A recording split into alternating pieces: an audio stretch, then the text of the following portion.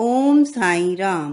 श्री सच्चिदानंद सद्गुरु साईनाथ महाराज की जय। अनंत कोटि ब्रह्मांड नायक राजाधिराज योगीराज पर ब्रह्म श्री सच्चिदानंद सद्गुरु साईनाथ महाराज की जय। अध्याय 4। श्री साईं बाबा का शिरडी में प्रथम आगमन। संतों का अवतार कार्य, पवित्र तीर्थ शिरडी, श्री साईं बाबा का व्यक्तित्व, गौली बुआ का अनुभव, श्री विठ्ठल का प्रकट होना, क्षीर सागर की कथा, दास गणों का प्रयाग आग स्नान, श्री साईं बाबा का शिरडी में प्रथम आगमन, 3 वाड़े। संतों का अवतार कार्य।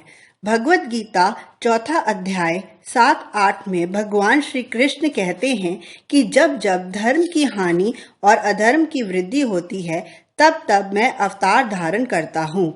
धर्म स्थापना, दुष्टों का विनाश तथा साधु जनों के परित्राण के लिए मैं युग युग में जन्म लेता हूँ। साधु और संत भगवान के प्रतिनिधित्व स्वरूप हैं। वह उपयुक्त समय पर प्रकट होकर अपनी कार्य प्रणाली द्वारा अपना अवतार कार्य पूर्ण करते हैं।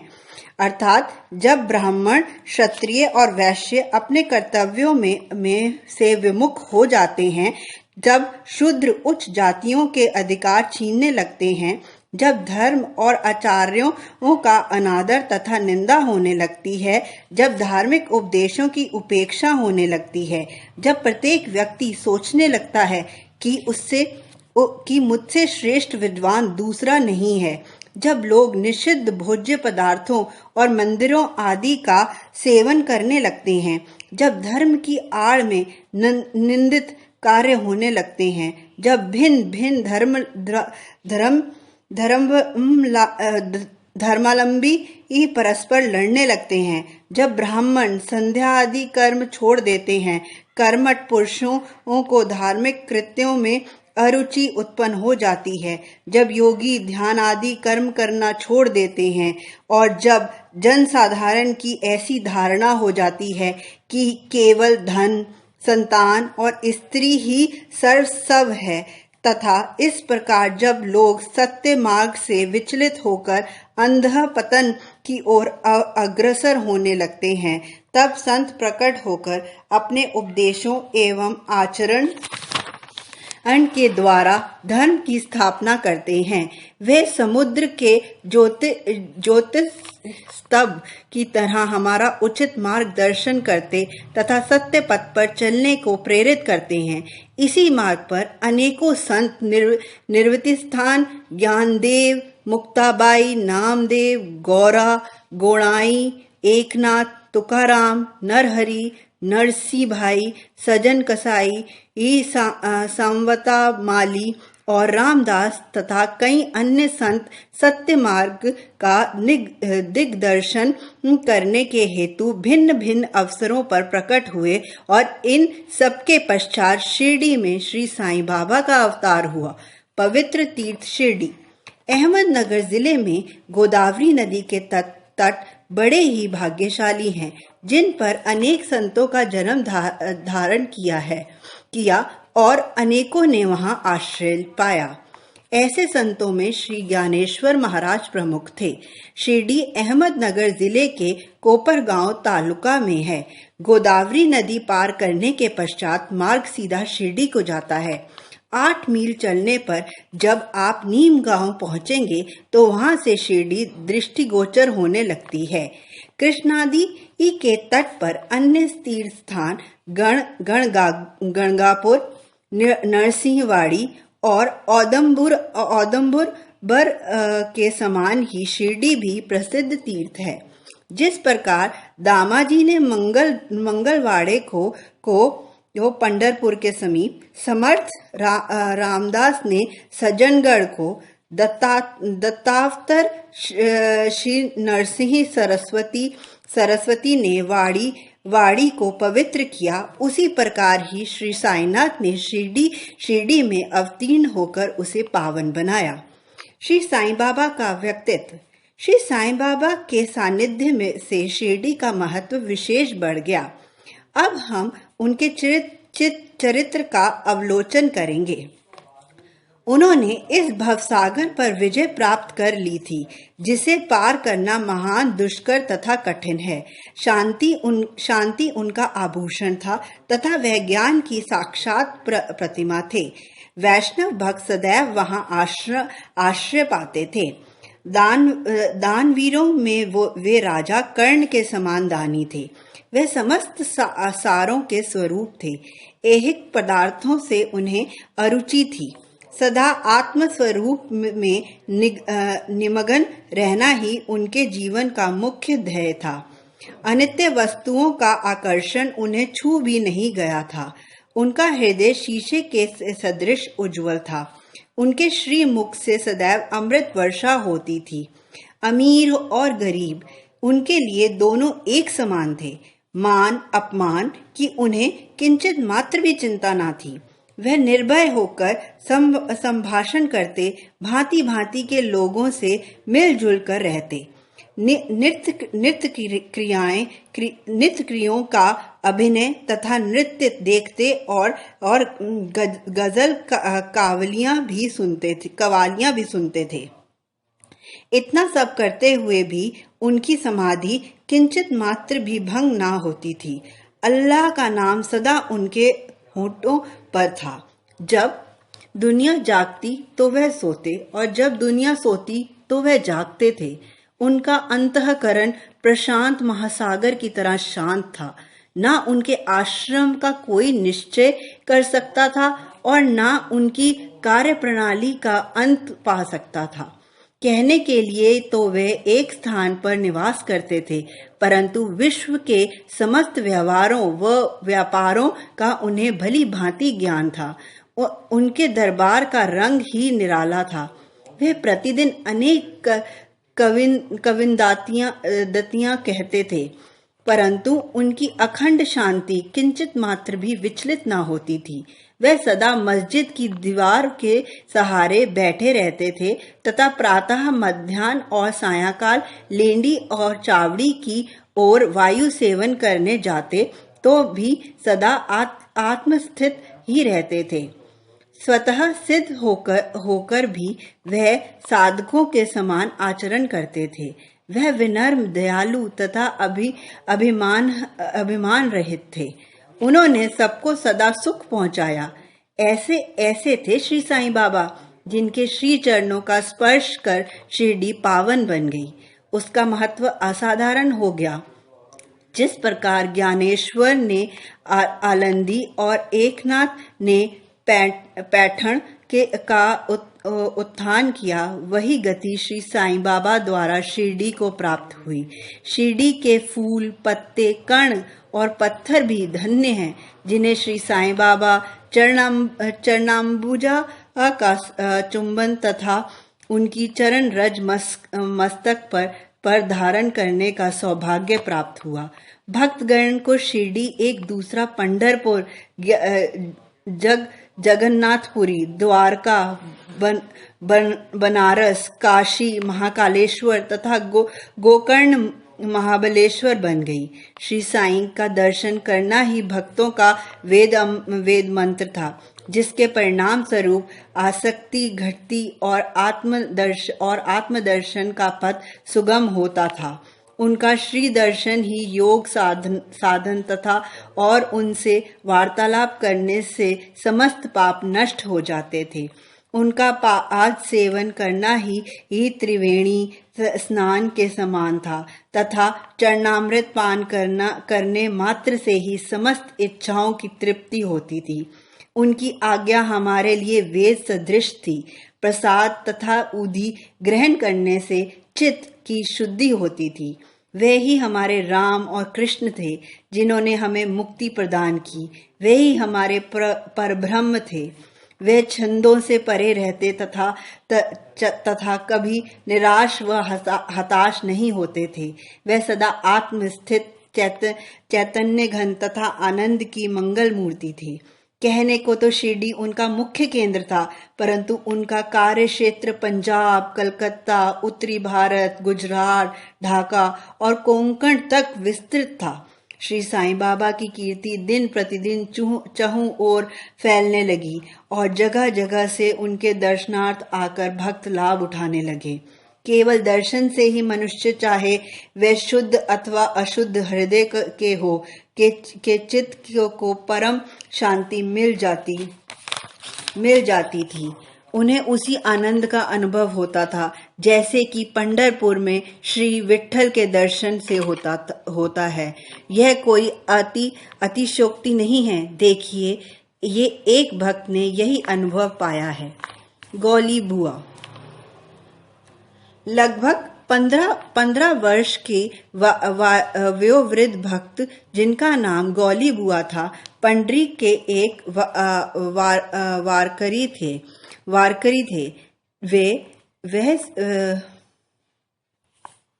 वह 8 मास पंढरपुर और 4 मास गंगा तट पर निवास करते थे। सामान ढोने के लिए वे एक गधे और एक गधे को अपने पास रखते और एक शिष्य भी सदैव उनके साथ रहता था।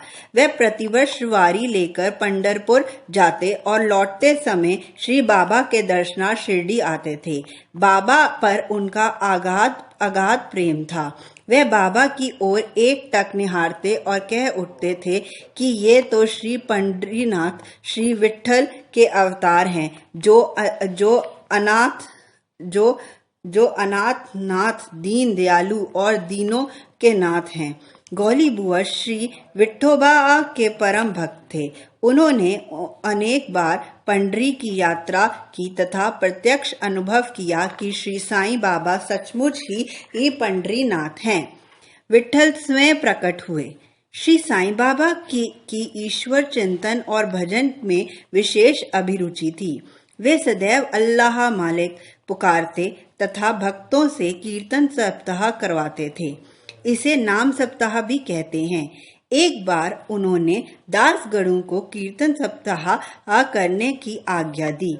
दासगणों ने बाबा से कहा कि आपकी आज्ञा मुझे शिरोधार्य है, परंतु इस बात का आश्वासन मिलना चाहिए कि सप्ताह के अंत में विट्ठल भगवान अवश्य प्रकट होंगे। बाबा ने अपना हृदय स्पर्श करते हुए कहा कि विट्ठल अवश्य प्रकट होंगे, परंतु साथ ही भक्तों में श्रद्धा व तीव्र उत्सुकता का होना भी अनिवार्य है। ठाकुर नाथ की डंकपुरी, विट्ठल की पंडरी, रणछोड़ की द्वारका, यही तो है। किसी को दूर जाने की आवश्यकता नहीं है। क्या विट्ठल कहीं बाहर से आएंगे? वे तो यहीं विराजमान हैं। जब भक्तों में प्रेम और भक्ति का स्रोत प्रवाहित होगा तो विट्ठल स्वयं ही यहाँ प्रकट हो जाएंगे। सप्ताह समाप्त होने के बाद विट्ठल भगवान इस प्रकार प्रकट हुए। काका साहेब दीक्षित सदैव की भांति स्नान करने के पश्चात जब ध्यान करने को बैठे तो उन्हें विट्ठल का दर्शन हुए। दोपहर के समय जब वे बाबा के दर्शनार्थ मस्जिद पहुंचे तो बाबा ने उनसे पूछा, क्यों विट्ठल पाटिल आए थे ना? क्या तुम्हें उनके दर्शन हुए? वे बहुत चंचल हैं। उनको दृढ़ता से पकड़ लो। यदि थोड़ी भी असावधानी की तो वे बचकर निकल जाएंगे। यह प्रातः काल की घटना थी और दोपहर के समय उन्हें पुनः दर्शन हुए। उसी दिन एक चित्र बेचने वाला विठोबा के 25-30 चित्र लेकर वहां बेचने को आया। यह चित्र ठीक वैसे ही था जैसा कि काका साहेब दीक्षित को ध्यान में दर्शन हुए थे। चित्र देखकर और बाबा के शब्दों का स्मरण कर काका साहेब को बड़ा विस्मय और प्रसन्नता हुई। उन्होंने एक चित्र सहर्ष खरीद लिया और उसे अपने देवघर में प्रतिष्ठित कर दिया। ठाणा के अवकाश प्राप्त मामलदार श्री वी देव एव ने अपने अनुसंधान के द्वारा यह प्रमाणित कर दिया है कि शिरडी पंढरपुर की परिधि में आती है। दक्षिण में पंढरपुर श्री कृष्ण का प्रसिद्ध स्थान है, अतः शिरडी ही द्वारका है। साईं लीला पत्रिका भाग 12 अंक 1, 2, 3 के अनुसार द्वारका की एक और व्याख्या सुनने में आई है, जो कि कै नारायण अय्यर द्वारा लिखित भारतवर्ष का स्थायी इतिहास में सकत पुराण में से उद्धृत हो गई है। वह इस प्रकार है: जो स्थान चारों वर्णों के लोगों को धर्म, अर्थ, काम और मोक्ष के लिए सुलभ हो, दार्शनिक लोग उसे द्वारका के नाम से पुकारते हैं। शिरडी में बाबा की मस्जिद केवल चारों वर्णों के लिए ही नहीं, अपितु दलित, अस्पृश्य और भागोजी, सिंधिया जैसे कोढ़ी आदि सबके लिए खुली थी। अतः शिरडी को द्वारका कहना ही स्वतः उचित है। भगवत राव क्षीरसागर की कथा। श्री विट्ठल पूजन में बाबा को कितनी रुचि थी, यह भगवंत राव क्षीरसागर की कथा से स्पष्ट है। भगवंत राव के पिता विठोबा के परम भक्त थे, जो प्रतिवर्ष पंढरपुर को वारी लेकर जाते थे। उनके घर में एक विठोबा की मूर्ति थी, जिसकी वह नित्य प्रति पूजा करते थे। उनकी मृत्यु के पश्चात उनके पुत्र भगवंत राव ने वारी, पूजन, श्रद्धा इत्यादि समस्त कर्म करना छोड़ दिया। जब भगवंत राव शिरडी आए तो बाबा उन्हें देखते ही कहने लगे कि इनके पिता मेरे परम मित्र थे, इसी कारण मैंने इन्हें यहाँ बुलाया है। इन्होंने कभी ही नैवेद्य अर्पण नहीं किया तथा मुझे और विठोबा को भूखा मारा है, इसलिए मैंने इन्हें अपने यहाँ आने की ही प्रेरित किया है। अब मैं इन्हें हठ पूर्वक पूजा में लगा दूंगा। दासगणों का प्रयाग स्नान। गंगा और यमुना नदी के संगम पर प्रयाग एक प्रसिद्ध पवित्र तीर्थ स्थान है। हिंदुओं की ऐसी भावना है कि वहां स्नान आदि करने से समस्त पाप नष्ट हो जाते हैं। इसी कारण प्रत्येक पर्व पर सहस्त्रों भक्तगण वहां जाते हैं और स्नान का लाभ उठाते हैं। एक बार दासगणों ने भी वहां जाकर स्नान करने का निश्चय किया। इस विचार से वे बाबा से आज्ञा लेने उनके पास गए। बाबा ने कहा कि इतनी दूर व्यर्थ भटकने की क्या आवश्यकता है, अपना प्रयाग तो यही है, मुझ पर विश्वास करो। आश्चर्य, महान आश्चर्य। जैसे ही दासगणों बाबा के चरणों पर नत हुए तो बाबा के श्री चरणों से गंगा यमुना की धारा वेग से प्रवाहित होने लगी। यह चमत्कार देखकर दासगणों को प्रेम और भक्ति उमड़ पड़ी। आंखों से अश्रुओं की धारा बहने लगी। उन्हें कुछ अंत स्फूर्ति हुई और उनके मुख से श्री साईं बाबा की स्त्रोतस्विनी स्वतः प्रवाहित होने लगी। श्री साईं बाबा का शिरडी में प्रथम आगमन। श्री साईं बाबा के माता पिता, उनके जन्म और जन्मस्थान का किसी को भी ज्ञान नहीं है। इस संबंध में बहुत छानबीन की गई। बाबा से तथा अन्य लोगों से भी इस विषय में पूछताछ की गई, परंतु कोई संतोषप्रद उत्तर अथवा सूत्र हाथ न लग सका। यथार्थ में हम लोग इस विषय में स्वतः अनभिज्ञ हैं। नामदेव और कबीरदास जी का जन्म अन्य लोगों की भांति नहीं हुआ था। वे बाल रूप में प्रकृति की गोद में पाए गए थे। नामदेव भीमरथी नदी के तीर पर गोनाई को और कबीर भगीरथी नदी के तीर्थ पर तमाल को पड़े हुए मिले थे। और ऐसा ही श्री साईं बाबा के संबंध में भी था। वह शिरडी में नीम वृक्ष के तले 16 वर्ष की तरुणावस्था में स्वयं भक्तों के कल्याणार्थ प्रकट हुए थे। उस समय भी वे पूर्ण ब्रह्म ज्ञानी प्रतीत होते थे। स्वप्न में भी उनको किसी लौकिक पदार्थ की इच्छा नहीं थी। उन्होंने माया को ठुकरा दिया था और मुक्ति ही उनके चरणों में लौटती थी। शिरडी ग्राम की एक वृद्ध स्त्री नाना चोपदार की माँ ने उनका इस प्रकार वर्णन किया है। एक तरुण, स्वस्थ, फुर्तीला तथा अति रूपवान बालक सर्वप्रथम नीम वृक्ष के नीचे समाधि में लीन दिखाई पड़ा। सर्दी व गर्मी की उन्हें किंचित मात्र भी चिंता न थी। उन्हें इतनी अल्प आयु में इस प्रकार कठिन तपस्या करते देखकर लोगों को महान आश्चर्य हुआ। दिन में वे किसी से भेंट नहीं करते थे और रात्रि में निर्भय होकर एकांत में घूमते थे। लोग आश्चर्यचकित होकर पूछते फिरते थे कि इस युवक का कहाँ से आगमन हुआ है। उनकी बनावट तथा आकृति इतनी सुंदर थी कि एक बार देखने मात्र से ही लोग आकर्षित हो जाते थे। वह सदा नीम वृक्ष के नीचे बैठे रहते थे और किसी के द्वार पर न जाते थे। यद्यपि वह देखने में युवक प्रतीत होते थे, परंतु उनका आचरण महात्माओं के सदृश था।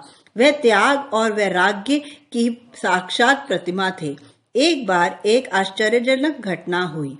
एक भक्त को भगवान खंडोबा का संचार हुआ। लोगों ने शंका निवारणार्थ उनसे प्रश्न किया कि हे देव, कृपया बताइए कि यह किस भाग्यशाली पिता की संतान है और इनका कहाँ से आगमन हुआ है। भगवान खंडोबा ने एक कुदाली मंगवाई और एक निर्दिष्ट स्थान पर खोदने के संकेत किया। जब वह स्थान पूर्ण रूप से खोदा गया तो वहां एक पत्थर के नीचे ईंटें पाई गईं। पत्थर को हटाते ही एक द्वार दिखा जहां 4 दीप जल रहे थे। उन दरवाजों का मार्ग एक गुफा में जाता था, जहां गौमुखी आकार की इमारत, लकड़ी के तख्ते, मालाएं आदि दिखाई पड़ी। भगवान खंडोबा कहने लगे कि इस युवक ने इस स्थान पर 12 वर्ष तपस्या की है। तब लोग युवक से प्रश्न करने लगे, परंतु उसने यह कहकर बात टाल दी कि यह मेरे श्री गुरुदेव की पवित्र भूमि है तथा मेरा पूज्य स्थान है और लोगों से उस स्थान की भली भांति रक्षा करने की प्रार्थना की। तब लोगों ने उस दरवाजे को पूर्ववत बंद कर दिया। जिस प्रकार अश्वत्थ तथा औदुंबर वृक्ष पवित्र माने जाते हैं, उसी प्रकार बाबा ने भी इस नीम वृक्ष को उतना ही पवित्र माना और प्रेम किया। महालसापति तथा शिरडी के अन्य भक्त इस स्थान को बाबा के गुरु का समाधि स्थान मानकर सदैव नमन किया करते थे। 3 वाड़े। नीम वृक्ष के आसपास की भूमि श्री हरिविनायक साठे ने मोल ली और उस स्थान पर एक विशाल भवन का निर्माण किया, जिसका नाम साठेवाड़ा रखा गया। बाहर से आने वाले यात्रियों के लिए वह वाड़ा ही एकमात्र विश्राम स्थान था, जहां सदैव भीड़ रहा करती थी। नीम वृक्ष के नीचे चारों ओर चबूतरा बांधा गया। सीढ़ियों के नीचे दक्षिण की ओर एक छोटा सा मंदिर है, जहां भक्त लोग चबूतरे के ऊपर उत्तराभिमुख होकर बैठते हैं। ऐसा विश्वास किया जाता है कि जो भक्त गुरुवार तथा शुक्रवार की संध्या को वहां धूप, अगरबत्ती आदि सुगंधित पदार्थ जलाते हैं, वह ईश कृपा से सदैव सुखी होंगे। यह वाड़ा बहुत पुराना तथा जीर्ण शीर्ण स्थिति में था। इसके जीर्णोद्धार की नितांत आवश्यकता थी, जो संस्थान द्वारा पूर्ण कर दी गई। कुछ समय के पश्चात एक द्वितीय वाड़े का निर्माण हुआ, जिसका नाम दीक्षित वाड़ा रखा गया। काका साहेब दीक्षित कानूनी सलाहकार जब इंग्लैंड में थे, तब वहां उन्हें किसी दुर्घटना से पैर में चोट आ गई थी। उन्होंने अनेक उपचार किए, परंतु पैर अच्छा ना हो सका। नाना साहेब चांदोरकर ने उन्हें बाबा की कृपा प्राप्त करने का परामर्श दिया। इसीलिए उन्होंने सन 1901 में बाबा के दर्शन किए। उन्होंने बाबा से पैर के बदले अपने मन की पंगुता दूर करने की प्रार्थना की। बाबा के दर्शनों से उन्हें इतना सुख प्राप्त हुआ कि उन्होंने स्थायी रूप से शिरडी में रहना स्वीकार कर लिया और इसी कारण उन्होंने अपने साथ भक्तों के हेतु एक वाड़े का निर्माण कराया। इस भवन का शिलान्यास दिनांक 1/12/1910 को किया गया। उसी दिन अन्य दो विशेष घटनाएं घटित हुई। एक, श्री दादा साहेब खापड़े को घर वापस लौटने की अनुमति प्राप्त हो गई और दूसरा, चावड़ी में रात्रि को आरती आरंभ हो गई। कुछ समय के पश्चात संपूर्ण रूप से बन गया और रामनवमी के शुभ अवसर पर उसका यथाविधि उद्घाटन कर दिया गया। इसके बाद एक और वाड़ा मानो एक शाही भवन नागपुर के प्रसिद्ध श्रीमंत बूटी ने बनवाया। इस भवन के निर्माण में बहुत धनराशि लगाई गई। उनकी समस्त निधि सार्थक हो गई, क्योंकि बाबा का शरीर अब वहीं विश्रांति पा रहा है और फिलहाल वह समाधि मंदिर के नाम से विख्यात है। इस मंदिर के स्थान पर पहले एक बगीचा था, जिसमें बाबा स्वयं पौधों को सींचते और उनकी देखभाल किया करते थे। जहाँ पहले एक छोटी सी कुटी भी नहीं थी, वहाँ 3 वाड़ों का निर्माण हो गया। इन सब में साठेवाड़ा पूर्व काल में बहुत ही उपयोगी था। बगीचे की कथा वामन तात्या की सहायता से स्वयं बगीचे की देखभाल, शिरडी से श्री साईं बाबा की अस्थायी अनुपस्थिति तथा चांद पाटिल की बारात में पुनः शिरडी में लौटना, देवीदास, जानकीदास और गंगागिर की संगति, महुदनी तंबोली के साथ कुश्ती, मस्जिद में निवास, श्री डेंगले व अन्य भक्तों पर प्रेम तथा अन्य घटनाओं का अगले अध्याय में वर्णन किया है। श्री सद्गुरु साईनाथाय पूर्णमस्तु। शुभ भवतु। श्री सच्चिदानंद सद्गुरु साईनाथ महाराज की जय। अनंत कोटि ब्रह्मांड नायक राजाधिराज योगीराज परब्रह्म श्री सच्चिदानंद सद्गुरु साईनाथ महाराज की जय। बोलो साईनाथ महाराज की जय।